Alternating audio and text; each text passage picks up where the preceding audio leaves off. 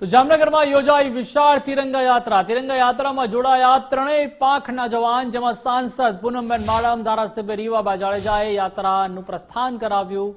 દિવ્યેશ અકબરી પણ તિરંગા યાત્રામાં હાજર રહ્યા હતા। મેયર, કલેક્ટર, કમિશનર અને એસપી સહિતના અધિકારીઓ પણ જોડાયા। શહેરની વિવિધ શાળાના વિદ્યાર્થીઓએ રાષ્ટ્રપ્રેમ બતાવ્યો। રણમલ તળાવથી શરૂ થયેલી યાત્રાનું ચાંદી બજાર ખાતે સમાપન કરવામાં આવ્યું।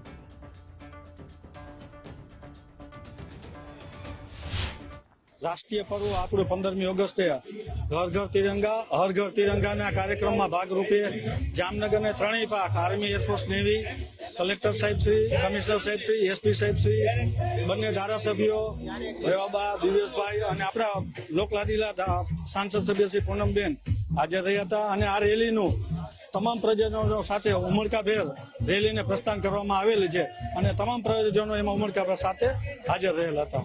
રાષ્ટ્રના ભવ્ય ત્રણ રંગ છે, એના રંગ સાથે આખા શહેરને એ રાષ્ટ્રની ભાવના એકદમ જાગૃત કરવા માટે, એ એકતાને, રાષ્ટ્રીય અખંડતા એકતાને મજબૂત કરવા માટેનો પ્રયાસ જામનગર મ્યુનિસિપલ કોર્પોરેશન, જામનગરના ધારાસભ્યો, સંસદ સભ્યો, મંત્રીશ્રીઓ બધાથી પ્રયાસ કરવામાં આવ્યો છે અને આ યાત્રામાં મોટી સંખ્યામાં અત્યારે લોકો આપ જોઈ શકો જોડાયેલા છે।